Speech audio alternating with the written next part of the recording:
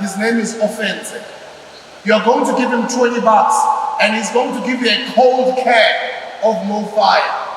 You don't have to drink the can, especially if you don't take the sugar, but you can keep the can as a souvenir. Somebody said to me, why don't you give them the stock for free? If you give it to them for free, they do not value it. I bought enough stock to give all of you for free, but I changed my mind. Because if I give it to you for free, you'll think it's just another product and a shame, this song, let's support black business. That's what you're going to say. But when I'm speaking about it, I'm telling you, and I'm mentioning it along the lines of Coca-Cola, Red Bull. I'm already playing with your psyche. I'm already unintentionally, well, intentionally, but I would say,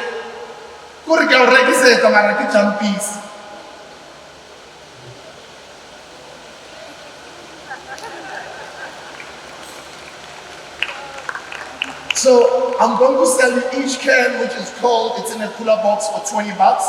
Go to this brother over here, go buy. Even when we are done, we want to make sure all of that stock is finished.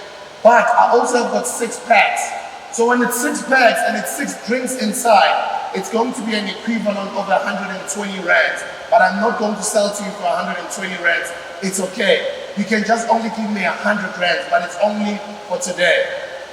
When I come down, when I'm done, I'll probably take a couple of pictures or sign some of those cans so that today is memorable. Why am I saying these things? Because you are going through the same journey, Oswaka. You're just like me. Be careful when you're marketing your business. Don't seem like a charity case.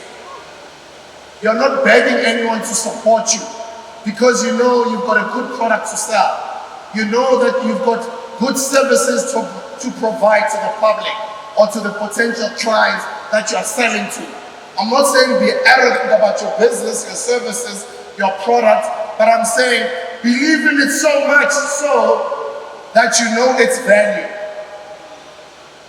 Not everybody has to be the face of their business just like myself, because you run the risk of, if I'm going through negative publicity, if I'm getting sued, or whatever it might be, it might affect your business, your product, or your brand. So today we are sitting with a man who has redefined what it means to be a South African entrepreneur. DJ Sbu is an award-winning artist, media personality, and the visionary behind the brand Mo Fire, who has turned his passion for business into a brand that empowers communities and inspires entrepreneurs across the continent. So how are you? It means a lot, Galebocha. I'm blessed. How are you doing? I'm well, thank you. Why does it mean a lot? You must be used to all these introductions. Yeah, my dad said to me, may soul rest in peace. He said to me, you never arrive. Yeah, and you also never assume that you've arrived. You must always humble yourself to just be grateful and know that whatever it is, the cause that you're on, it's bigger than you. So if you get congratulated for it, appreciate the congratulations or the celebrations, but just always know that it's not about you, it's bigger than you. So you must never have any little ounce of arrogance in you. And you must always remember that whatever you do, you're doing it according to your name. And my name is Sbu. So I'm blessed to become a blessing. So that's why I'm humbled. That is so beautiful. That is so beautiful, especially given how much you've achieved over the years. So it's really beautiful to see how humble you are. And I'm so proud of you. I think you first interviewed me when we were doing a Christmas with the People Motsepe Foundation event. I think it was 10 years ago or something. I'm so proud of you, of the incredible young lady you've grown to become. May the good Lord continue to bless you so your career grows, and whatever it is that you're pursuing, may it become a success, you know, so you can impact and inspire other younger girls out there. Girls like my firstborn daughter, who is 11 years old. So when I look at people like you, I look at role models for her. Yes, ma'am. Thank you very much. Galebo. So let's dive into it. Okay. One of the key elements you mentioned during your presentation is about being about your brand. Yes, ma'am. Living it, dreaming it, seeing it, talking it every day, all day. And you spoke with so much passion and assertiveness and intentionality. What drives that? What drives it is purpose. I think a lot of entrepreneurs, they forget that the journey that we're on is a spiritual journey. It's not about just enriching ourselves. You know, even people that have accumulated huge amounts of monies, once they've got all the wealth, they get to understand that it can get lonely up there. So it's never about you, it's about your community, obviously your family, of course, and your children, your legacy. That's the first thing. But it's more about your community and society as large. Is your business a business of purpose? Are you impacting lives? Are you employing people? Are you changing people's lives? Are you feeding families? Are you inspiring the nation? Is your business adding value to people's lives as opposed to you just enriching yourself? So I learned so much from my folks. I learned so much from my mom. My mom used to have a hair salon. My mom used to have a spaza shop. At some point, my mom will take old plates, and then she would write art on them. She would sell them. At some point, my mom would go, she would put in a markup price. At some point, my mom is running a cleaning company. She takes working in the hood. She becomes their team leader, uniform, and every mama in the hood knows how to clean. She's got a team of people that clean with her, and then she's tendering. So I grew up with a mother who's always been a hustler. Usually they say, kids do what you do, they don't do what you tell them.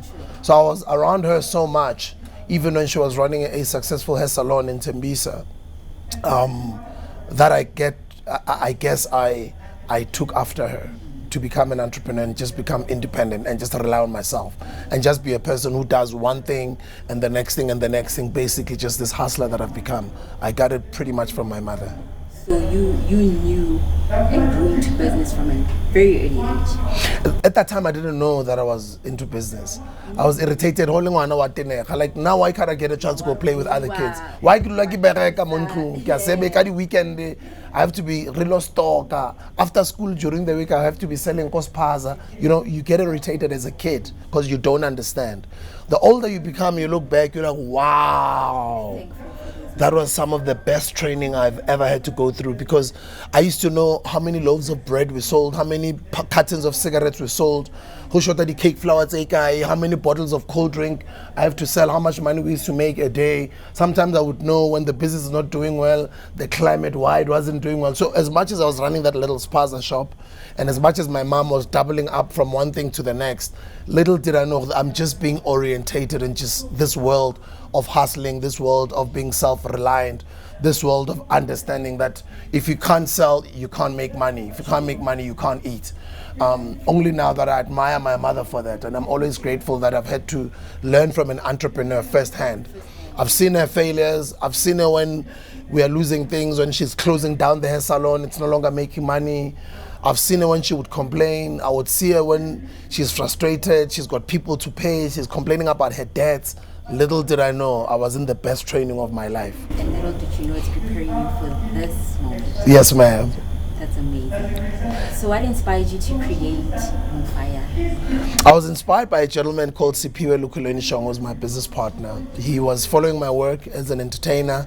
At the time, I had top 10 music. I was on Friends Like These. I was on radio. I was on TV. I was everywhere. And he says, he came to me because of what he thought I believed in at the time. I used to, I've had an education foundation for the past 15 years called the Sbu Education Foundation. So he also admired a lot of that work, going to schools, inspiring kids, doing feeding scheme programs, giving out bursaries, that type of work. He admired that so much that when he came to me, he had an energy drink brand already that he pitched to me for me to be a part of, and I agreed. But he had other business partners on it, and later on, the people that he was working with were not so keen of me coming on board and getting a significant share of the business. So he asked me if he would sell his stake to his existing partners, would I agree to go start something fresh and new, an energy drink, a brand new energy drink with him. And then I agreed, and that was the birth of Mofire. Mofire means more power, more energy, more chutzpah, more hunger, going for your dreams, just being a fighter for what you believe in. That's why MoFaya has got the word fire, although we spell it with the F-A-Y-A, so that it's easily pronounceable from any language, yes. right? And if you read it at the back, when you grab a can of MoFaya, it says to you, let your mind breathe a new fire for passion and rise beyond the ashes of your limitations. Ignite your mind with countless possibilities. We stand for purpose. We stand for inspiring people to do for self. When we started the company, we called it a protest project. We are protesting against, we're inspired by two events to start this business. The 1956 events, when our mothers marched towards the union buildings against the past laws. And then we're also inspired by the youth that stood up against being taught in the Afrikaans language back in 1976.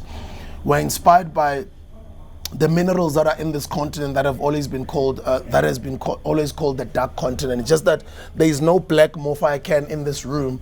I would have literally explained to you why the color black. That's why it was our first can, the black one, because we believe black is a color of strength, a color of boldness, a color of, even when you get a painter to mix paint, the black color always comes out strong. And it's also the same reality in real life. And that's why we had to go for a black can. And that's why we had to have a fire around it. And because they also say Africa, they've always been saying Africa is a dark continent, and we refused and said no. They want us to believe it's a dark continent while they continue to take all of our minerals from underneath the ground, to go and take our minerals, work them. After they work them, they come back and sell us our minerals in a form of jewelry, in a form of cell phones, in a form of cars, all these smart screens. This is our minerals. They come from underneath our ground. It doesn't make sense why so many people are unemployed in South Africa. It doesn't make sense why so many people are broke when we own so much, when we've got such a wealthy, I mean, in South Africa alone, we've got no less than 53 minerals, whether it's your ferrochrome, chrome, whether it's your platinum, gold, diamond, whether it's, we've got gang and gang of minerals, but it's just that it's regulated, and because of our past history in the country, people like you and I can't easily access those minerals, but we could easily beneficiate. We could easily employ our own people and make sure these minerals get worked here. And any outside country that wants to buy these minerals, they trade with us. We work the minerals for them, they trade with us, and we sell them worked minerals. But they take them raw as they are at next to nothing, at our currency. And they turn them into becoming shiny stuff. And that shiny stuff, they sell it in pounds and euros and dollars all over the world. And they use those big prices to come and sell it back to us. And we get excited to drive these German cars. We get excited to have these Louis Vuitton bags and these expensive shoes and cars and this lifestyle that we're forgetting it was made by our own minerals. But because I don't understand the type of leadership that we've had so long, for 30 years, that we have not been able to reverse such things, you know. So when young people start their own businesses, a lot of them is out of frustration. A lot of them is out of a certain purpose, and a lot of them understand that what they're starting is bigger than them. But we can't be in a country like this that is so wealthy and rich of minerals and have I don't know what's the unemployment rate of young people now. I think it's over 50%, right? More than 50% of young people are unemployed. It doesn't make sense. So the only solution is for young people to employ themselves. It's for young people to get online, understand ways of making money digitally. Young people are becoming gamers. Young people are turning into understanding these different ways of forex trading. They're getting into blockchain, crypto. Young people are starting online stores. Young people are becoming content creators. So they're doing for self, as opposed to like us, where we're taught to go get that degree, go write that CV, relo marketa every day. The new generation of young people is different from us. And I think kudos to them. And as much as you get blessed by getting those skills and making a bit of money, take that skill and share it with others, train others so they can also liberate themselves. Absolutely. One of the key elements that you also mentioned is do not give away free products, especially as a black-owned business. Why are you not compromising on that? When you give them something for free, they don't value it. Yes, you've got marketing stock, or you've got product that's already there for marketing. It's not like you're giving it to them for free. It's a form of marketing. Sometimes I also do give up my products, but the message that I send out there is that I sell my own product. I live my product. I go out there to the streets, and I'm humble enough to go sell my own product in the street corner. And if I can be like that as somebody who started this business, I have not arrived, and I never arrive. I'm not some person who puts on a suit and sit in his beautiful office in Rosebank and rely on all these thousands of young people to sell these drinks and make me rich. No, I'm also one of them. I'm part of those soldiers. I come from the hood, I come from the streets, and with the skills that I have of learning how to sell, it's basically a simple concept of trading, which has been there for many years. Before our ancestors, even before the colonizers came in here, before 1652, we were already trading amongst ourselves. Even when people were trading spices back in the day, it's a form of trading. I give you something, you give me money for it. I give you a service, you give me money for it, right? So you can't give your stuff for free because they don't value it. That's why when people buy things from black-owned businesses, they use languages like, I support black businesses. Just give me two. I support, but when they buy Red Bull, they're not saying they are supporting it.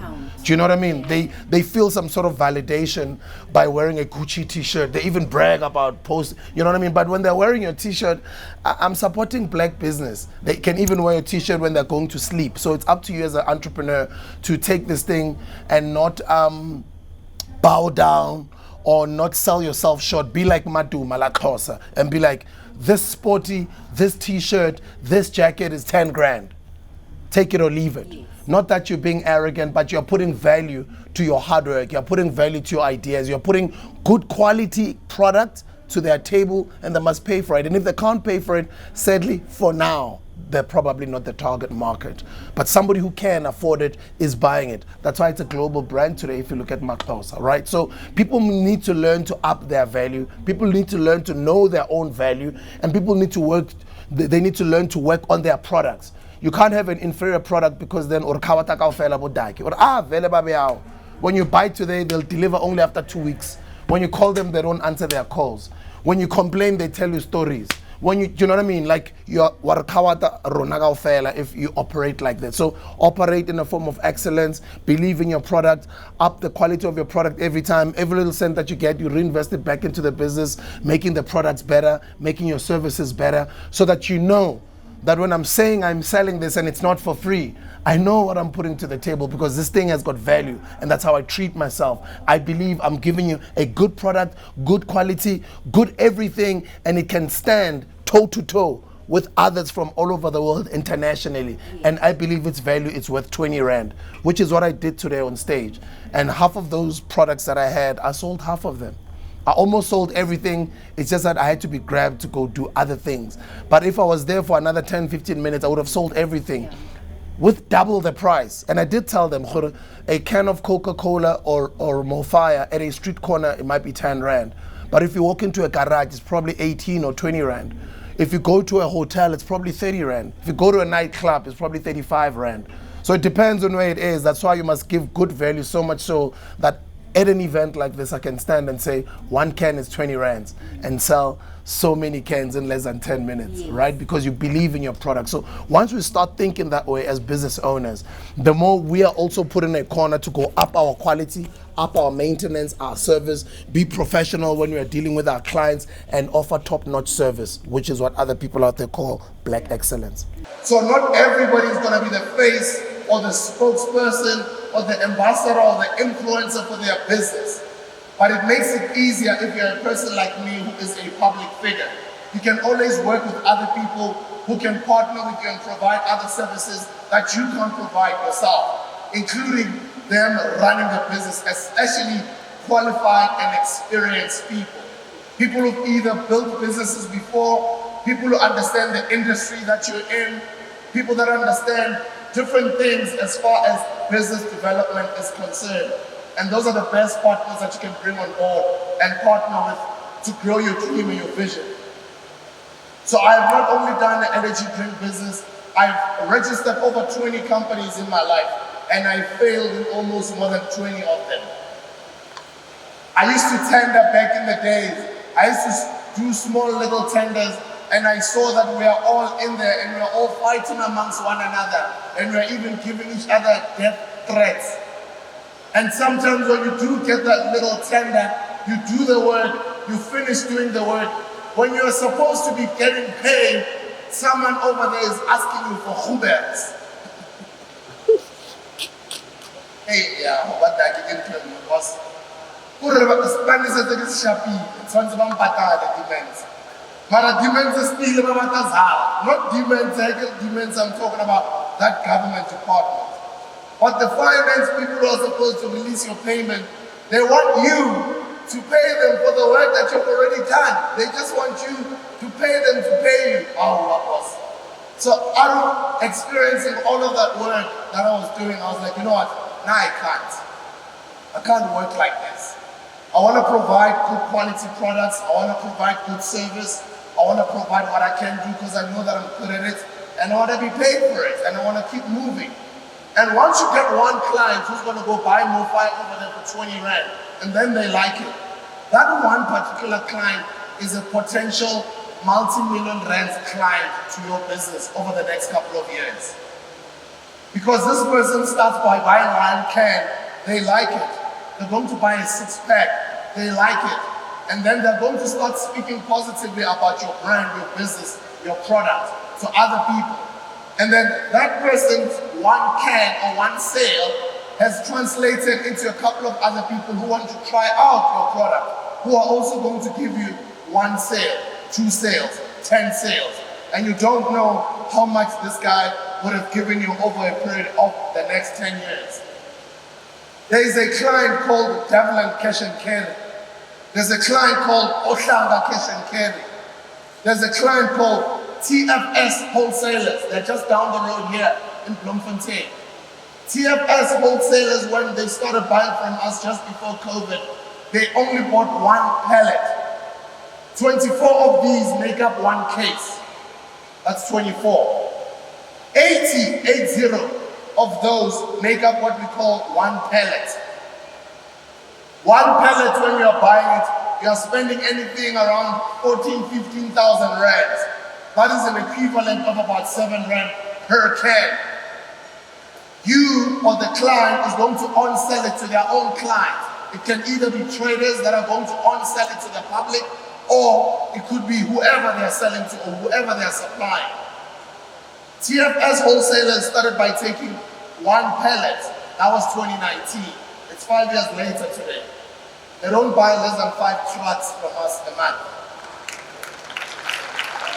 That's one client. That's one client who gave you an equivalent of, say, maybe at that time, 12,000 rands for a pallet. But that 12,000 rands has multiplied. One truck of the MoFi stock is something that we call Hedili 32, the pallet. We call them a link. When a link, 32 pallets are in a truck, and you multiply how much that is a little less than 500,000 rands, one truck. One truck.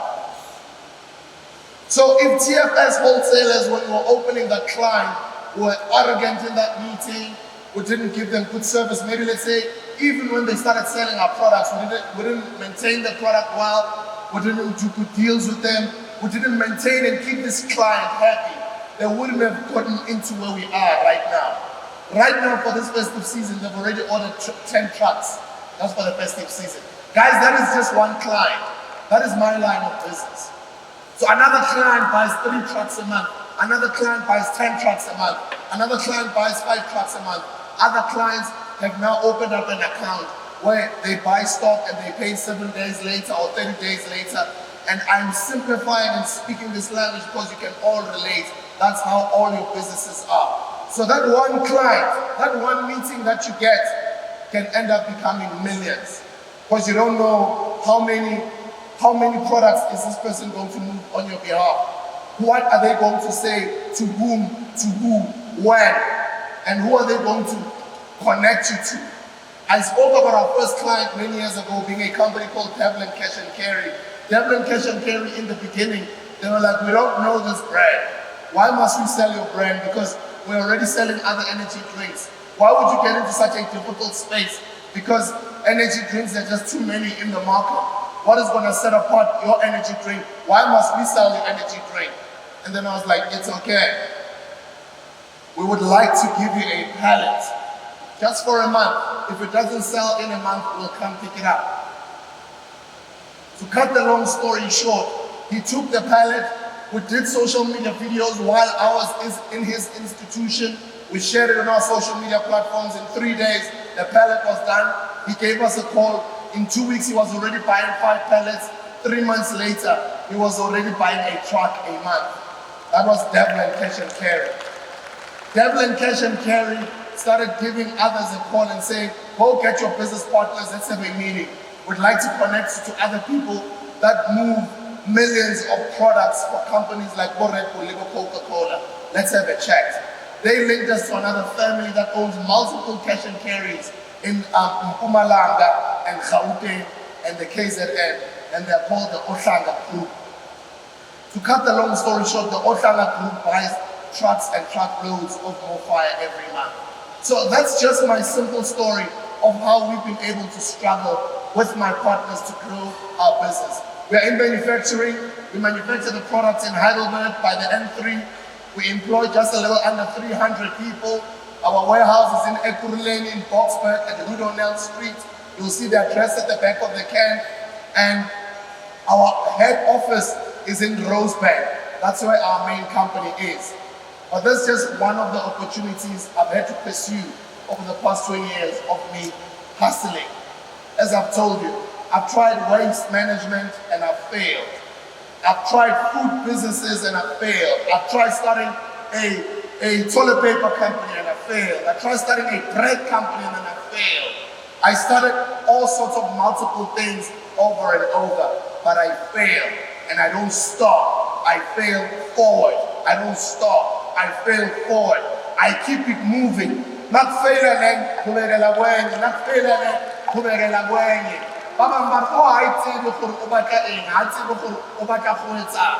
why are they doing so many things?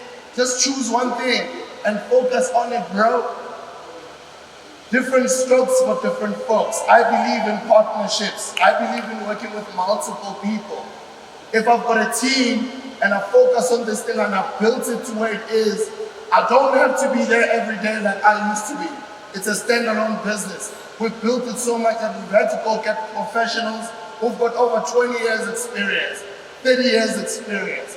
People who built and sold businesses before, people who built and listed businesses before, people who've worked for all those other big beverage brands that I've mentioned.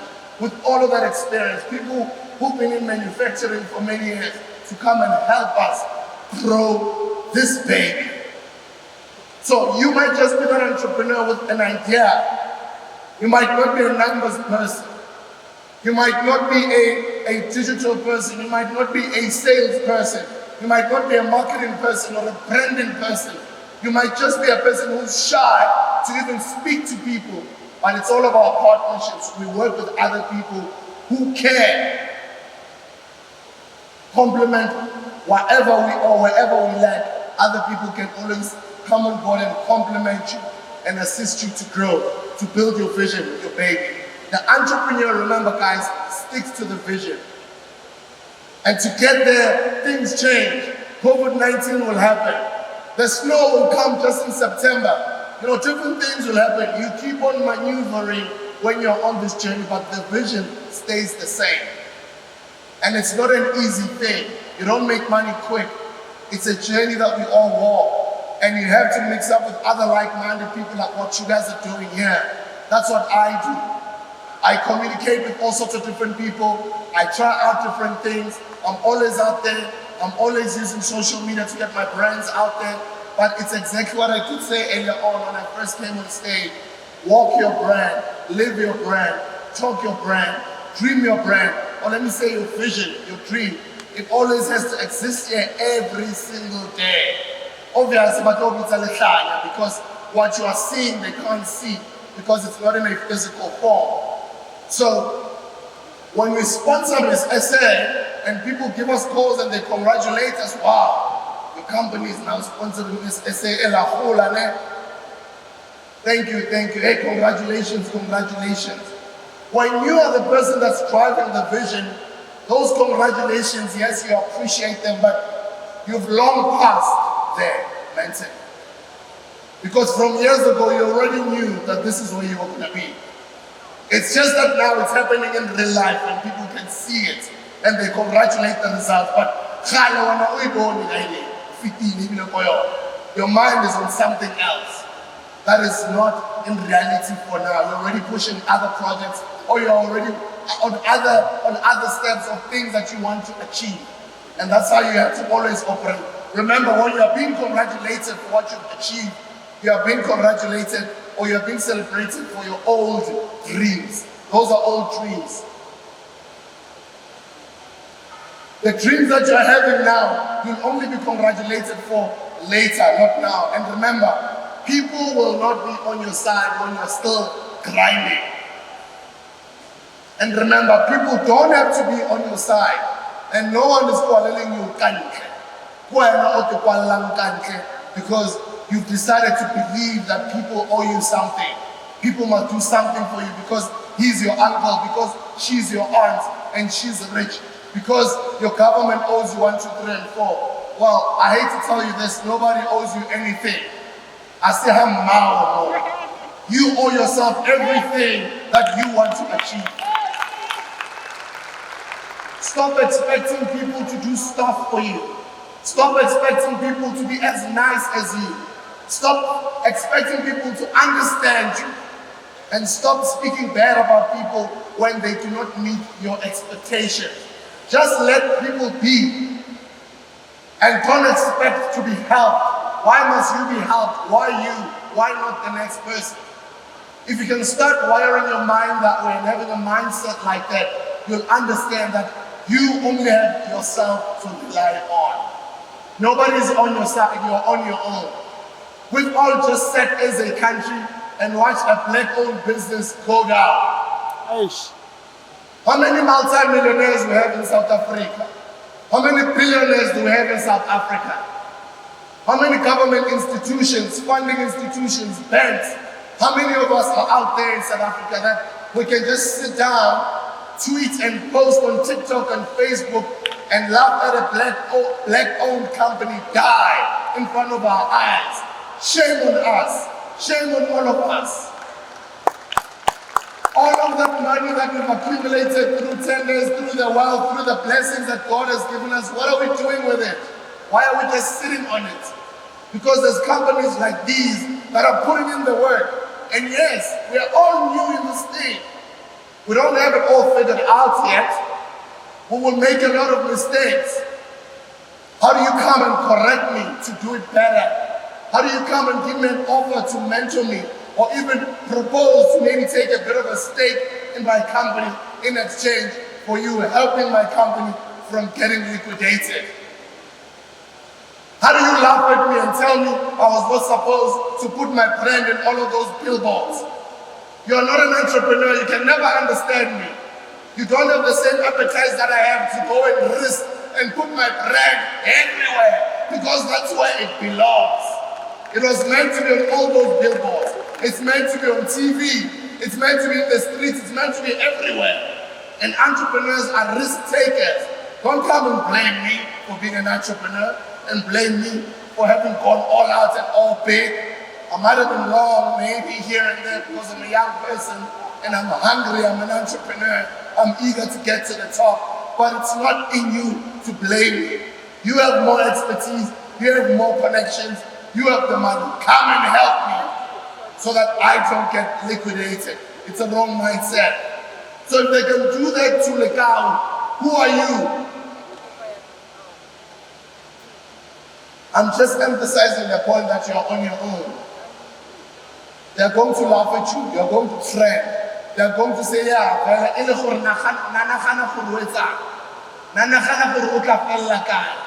why would you just go out and think you're going to start such a big business? That's what they're going to say. Some of them are going to want to sleep with you. Some of them are going to want Ubers. Some of them are going to get bribes. Some of them are just going to want an exchange of shares in your company or something that they're not even going to come and add value in. They're not even potential good investors that are going to come on board and grow your baby. So just know that you're on your own. But when you're in this room, you're with other like-minded people who are understanding the journey. Guys, the journey is never easy. Little like this start time, man, I was the man, you. I was the man, you. The caparabo maditali, the soup, the bakela, you know. Kill a fresh job. Kita mata the range, the Porsche, the Aston Martin. I was the man, man. Like you can't go boardroom, that's what's up. Like you can't get confidence in my man, right? I But yeah, get her entrepreneurship. I say, how? Look at my face now. Don't think it's style. I say, it's style. Like entrepreneurship because you go crazy. You go crazy, Baba. Because I'm going to shoot you overall in the first. Uta lose the Aston Martin, uta get a venue. Uta understand that they were Munna Cafe. It's a letter.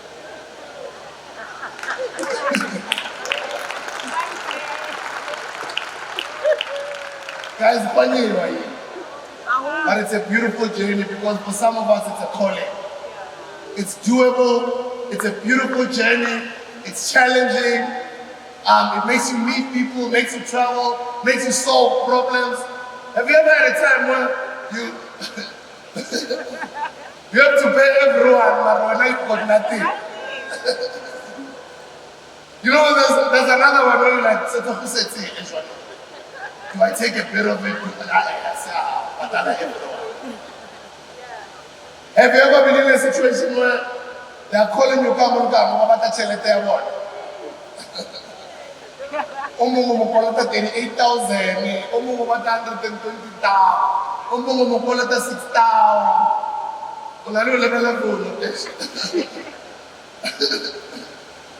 It's crying there, and then as maybe you are in the middle of a conversation or the phone is crying, yeah, man, you know. Oh, just a moment.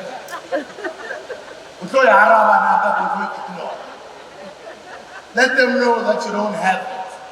Communicate with them and let them know when you're going to pay them. Value your relationships. Don't run away from your debts. The money that your business makes, it's not your money. It's your business's money. As the business grows and it grows with the cash flow, remember the cash flow is not meant to be splashed on liabilities. The cash flow has to go to assets because the assets are going to help you to generate passive income every year. And that passive income is the one that's going to help your generational wealth or your family trust or whatever holding company you are using, whatever vehicle you use to grow that generational wealth. But remember, you're working for the future, not for now. And remember that baby that you've started is not yours. It's for your children's children. You've started something for your community. You've started something for your society. And I was having a chat with Mr. Kunguluza earlier. We were saying in breakfast, entrepreneurship is a calling and it's a spiritual journey. It's a spiritual war. It's a spiritual game. What gets you going in your mind when there's no one to motivate you? And have you ever seen, because of what you do and the character that you have, that you're brave enough to start your thing, many people think we're now sharp. Even when you're depressed, everyone thinks we're not sharp. Even sometimes, maybe over to you know, you don't even want to ask for money from people. You know, sometimes when you have that thing here, right, it doesn't mean to get a bit, but you're like, I'm not used to asking for money from people. But you're going to go through this journey, guys. You're going to have to learn how to get money, how to get funding, how to keep going on your own, how to be mentally strong when nobody is there for you, how to motivate a team, encourage a team, lead a team, how to get your team leading other team members, how to market this thing, how to maneuver the social media space, how to grow a brand online, how to, you know, it's going to teach you all these things as you keep walking at this journey. It's not easy, but it's a lot of fun. And if I had to do it over again, I'll do it all over again. Have I made a lot of mistakes? So many. I've already told you I failed in over 20 companies. And once I fail, I cut my losses, I keep it moving. I'm never embarrassed about my failure. I told you earlier about the nice toys that I used to have. At some point, you have to make the decision to get either instant gratification or long-term generational wealth. That's the journey that we are all on. All these things we're building are not for us. They're for our children and the community, and it's a long-term goal that you're on. So if you want instant gratification, that's how you're going to work. Even when you make a bit of money, you're going to want to celebrate yourself. spoil yourself all the time. There's nothing wrong with doing that, but be financially wise. And if you're not disciplined, like I wasn't as well, get people who are to be next to you to help you with your finances. But hold them to account and make sure you meet up with them almost every week to make sure every little cent that goes out of that business account where it's going. Find ways to grow your balance sheet. Find ways to use that balance sheet to go get money, even if it's not from funders, from the bank, which means kumele ubambe umoya nangabufuna izinto ezinhle, kumele ume kancane ungazijahi. Kusho kavele I know the business account is at 500,000, capacity 97 million. Get the cars or the things that are necessary to help this business grow. Get more cars if you need cars in your business. Get more equipment if you need more equipment in your business. Get more ingredients or whatever it is that you are selling.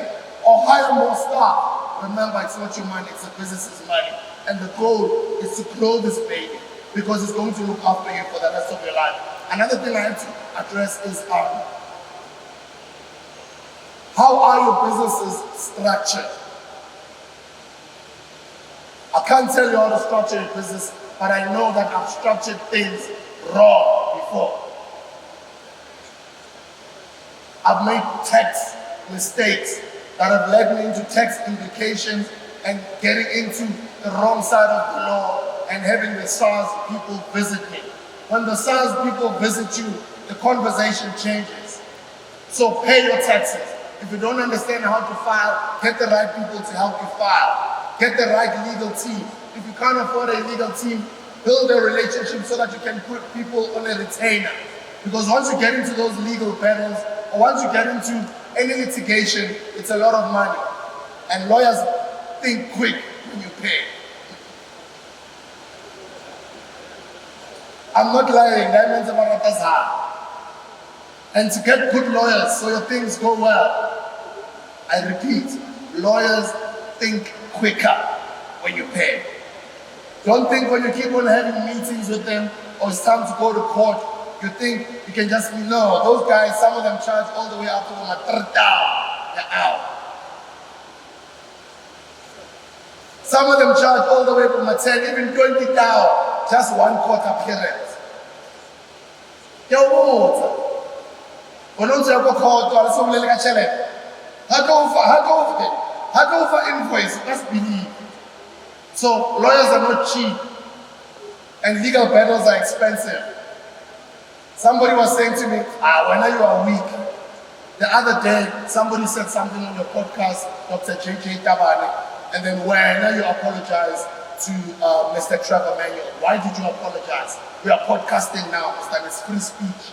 Because I'm an entrepreneur and I understand that lawyers don't come cheap. And it's not cheap to get sued. And the last enemy that I want is people of that caliber. I don't want Trevor Manuel as my enemy. Guys, you have to move that timing in this journey that we are on. Not everybody has to be your enemy. Other things, they don't even have to be a court battle. Other things can be negotiated. Other things, you have to move smart. But remember, don't hustle backwards. Legal fees are expensive. Court is expensive. Getting sued and getting lawsuits is not cheap. So stay away from any of those type of things. Move smart. You are going to be all by yourself when you have to pay those bills. All those people that you think are your friends are going to say, what's up? And all those Facebook comments that are going to say, go ahead, go ahead. They won't be there when you're supposed to pay all of these bills. So I hope some of this information helps you guys because that's my journey. Those are some of the things that I've had to walk. That's the journey that I've had to walk. And those are some of the mistakes that I've had to make. And they've become costly mistakes. You end up losing thousands that you don't have. You end up losing hundreds of thousands that you don't have. Have you ever had a, you notice a vice shop? On top of your vice shop, stress to go trafficking that, and then somebody won't chase. Or I won't chase her, won't hold him to pay. Hopefully, you're insurance. Some will spend the check. You have to go fix this car. or the insurance takes care of it, but your excess, people might 10, 15, 18,000, 30,000 or snanso. Now imagine when you've got a legal battle that comes unnecessarily, that you could have avoided, or a litigation. It's no longer that 10, 20, 30,000. We are go court all the time and be in legal battles. It can go all the way to hundreds of thousands, even all the way to the millions if you're a business owner. You've got a reputation to uphold, you've got a brand to protect, you've got a business to run. You don't want to be worrying about the court or the problem. Zagaya How has to be coming into the company every day. Whether get 100 rand, whether get 10,000, money has to always be coming in. And be good, have a good relationship with those money people of yours. Make sure that when the money does come and you do declare dividends at the end of the year, that money, as much as some of it is going to go celebrate your family, go on holiday, buy school, but you pay school fees and buy things for the kids, remember that a big chunk of it has to go to purchasing assets. And those assets have to be assets that can help you generate passive income. It's an egamo, it's an egamo. Later you 10 rand egamo, 300 rand egamo, 500 egamo, it's fine. Create those multiple streams of income. I tell it's comes all the time. I see people who work, they're blessed, they make the money, but on weekends,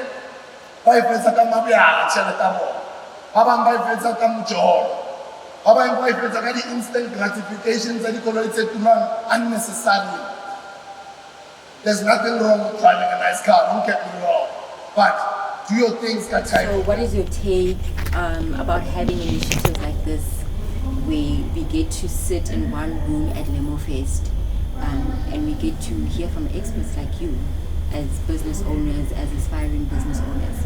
I think it's always nice to be in a room of other like-minded people that are walking a similar journey as you. I'm humble that you're calling me an expert, but I'm not. I'm just a hustler. As you can see, I'm humble enough to be in my overalls and still be selling. Like even now, so before I go to the airport, I'm gonna go to one street corner, the little stock that's remaining, I'm going to sell it. And I'm gonna record some videos and put them up online. So I'm humble like that because I walk my journey. I walk, I talk it, I believe in my brand. And that's just what I do on a daily basis. It's incredible for Lemo Fest and the organizers and people that came up with these types of ideas to get all of us together in one room to network, talk about similar problems that we might have, and meet with other people that just might be your solution. What you're struggling with, maybe the other person who's in this room who's probably sitting next to you has got a solution for it. Maybe they know somebody you've been trying to get in touch with for the past couple of months or couple of years. You don't know, maybe the person that's sitting next to you over there is your next link to the next person who's gonna link you to that 100 million rand fund. You never know, right? So when people that start these types of initiatives get us together, it's for those types of reasons. You need to understand you're not alone, you're not on your own. I know the journey can be difficult, guys. I've been on this journey for 10 years too. I've driven the nice cars and I've had them repossessed too. I've had to downgrade my lifestyle and put my business first. I've had to understand the meaning of Munnaki van. I've had to understand the meaning of being wise enough to not splurge all of your money on liabilities, but to keep on reinvesting your money so that your business grows. And when this business starts churning out money, get all the professional team and professional staff that can even take this thing even further. And as that money also starts coming, learn to diversify, learn to create multiple streams of income, and learn to use bad debt and turn it into positive debt, because you've used the bank's money or the funder's money to acquire assets so that they yield passive income, and in that way you're able to then double up or create generational wealth. But that is only if you think long term as opposed to thinking short term. So those are some of the things that I get to learn from people that create these things, and it's usually people that have walked the journey themselves. It's usually people that have started businesses before, people that have failed before, people that have made the mistakes, they've got the scars to show it. It's usually them that understand the journey that we as entrepreneurs are walking. It's them that get to put together these things and that get to identify other people that they think can come and share their 2 cents worth of knowledge with the rest of us, right? So it was really beautiful, and I'd like to congratulate the people that have started. And I like the fact that it doesn't only focus on SMME Expo, it also focuses on the fashion industry. It also focuses on the spinning, which is something incredible. the entertainment industry, right? So congratulations, guys. May the good Lord bless you. Little did I know that the venue at which it's being put in is just right behind the Lemo Mall, right? So Lemo Mall, Lemo Fest.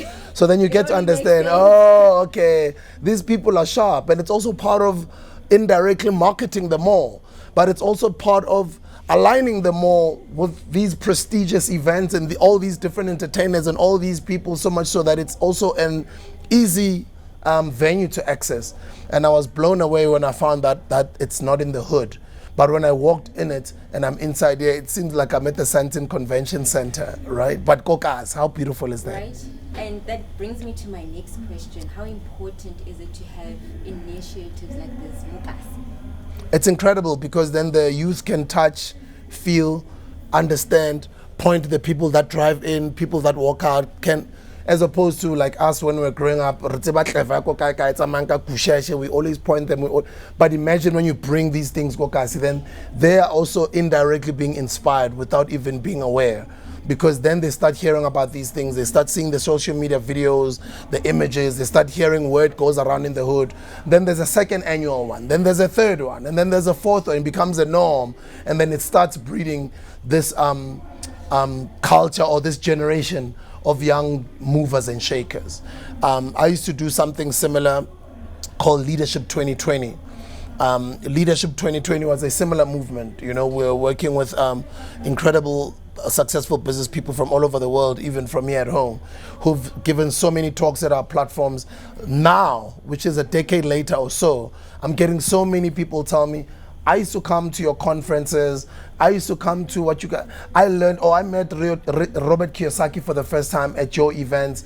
I met Mr. Mr. Robert Kumete at your event. You know what I mean? So without you knowing it, you've got a generation of people that you are inspiring. And at a later stage, that information sort of adds value into their own hustle as well. So it's extremely important for us to take that and go put it in the hood. But just because it's in the hood, the quality cannot be compromised. It might still be on that high level, but in the hood. So we're basically bringing international top-notch information, knowledge, quality education and entertainment in the hood so that the kids understand what high quality looks like next to them. You know what I mean? They don't have to buy Lona Melody taxi, buy a Kotropo. It's not far-fetched. Yes, ma'am. It becomes very relatable for them. Yeah.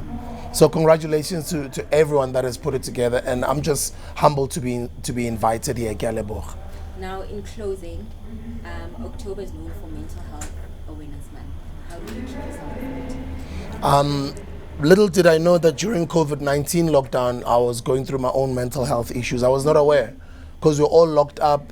We're all going through our own stuff. We could not do a lot of things, and we were forced to go into reading books or going into whatever knowledge that we started getting deep down through those rabbit holes, and we started getting knowledge and information.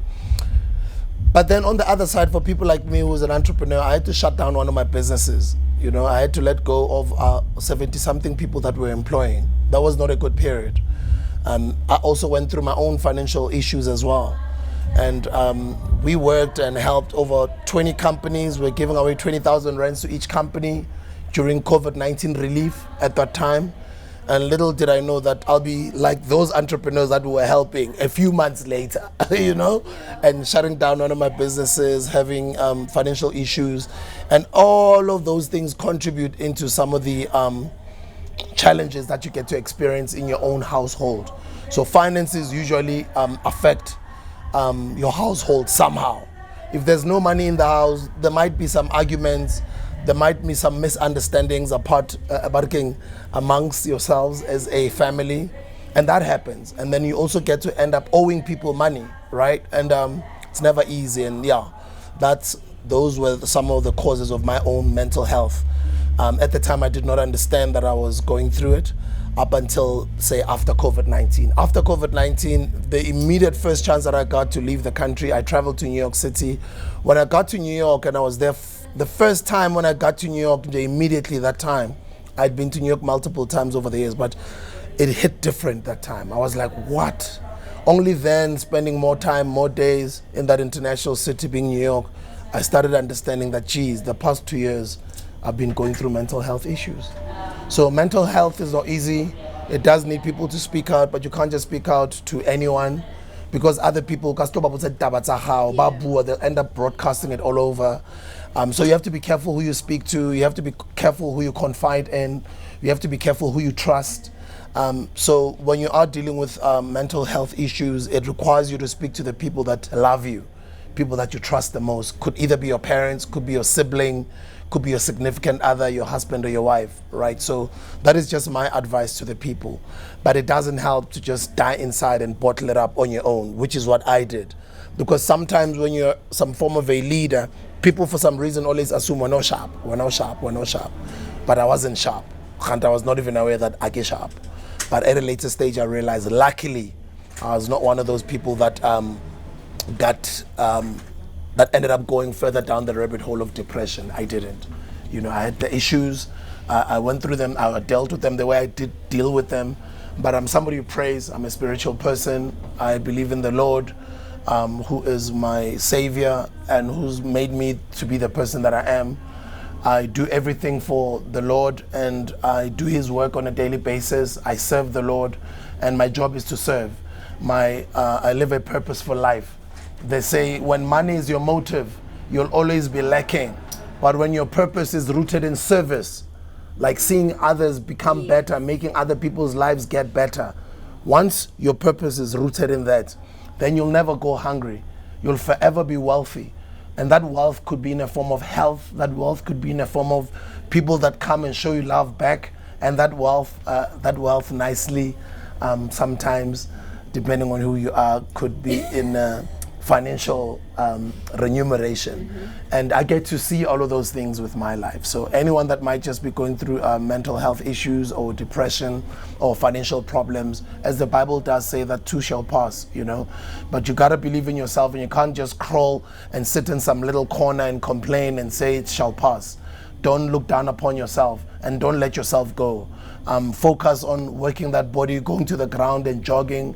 Focus on trying as much as you can to eat healthy. Don't let yourself go. Let your life into becoming an addict of drugs, alcohol, into the snacks, and just because you are giving up, because you're going through mental health. No. You must fight.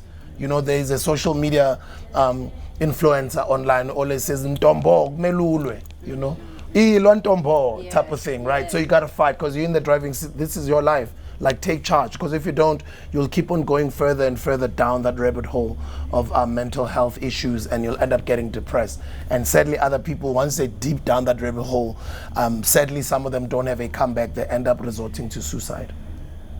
Well, thank you so much for gracing us with your presence today and sharing such impactful insights. We really do appreciate it. I'm sure many businesses have learned so much from today, so thank you very much. And thank you so much, guys, for inviting me at Lemo Green Park in Blom. I'm humbled to the leader of the organization who has gotten us here, and also who's approached our radio station, Radio 2000. May the good Lord keep blessing you. May everything that you guys touch turn into gold and diamonds and platinum. And may you continue to inspire millions of young people from Kokasi and inspiring us. I'm inspired to be here. I'm happy to meet you, and I'm happy to meet a whole sorts of different people that I met now. It's not easy, guys, but we keep fighting. We fall, we dust ourselves up, we learn from others' mistakes, and we go out there and do better. And if other people are doing better, or they look like they're doing better on social media or Instagram, they've got their own issues that they're dealing with. Never be jealous of them, because you don't know what they're dealing with. So just use that form of inspiration to better your own life. But it's a daily struggle to be better. But the last thing I'd say is that resort to the Almighty God, because He is the King of all kings, and He'll forever change your life. And He has done so to people like myself. He just keeps on proving Himself. And they always say, when He does bless you, He will bring all of your enemies and give them a VIP seat to be on the front row for them to see you prosper. So eventually one day you will prosper. It doesn't matter whatever you're going through or whatever you might have gone through. There's always an opportunity for a bounce back. So, for some of those who are not being true to themselves, knowing that you're going through the most, you gotta first admit that you're going through the most. And you gotta first be responsible and accountable for your own mistakes that you have made and accept that condition. And if it's a financial matter, there's nothing wrong with downgrading that car and going to get, I did say it earlier on, Monnaki van. There's nothing wrong with going back to your family home, go high and start afresh. But when you come back, there's nothing sweeter than a comeback. Thank you. Thank you, ladies and gentlemen. That is Sbu, and this is a testament of passion drives success. Thank you.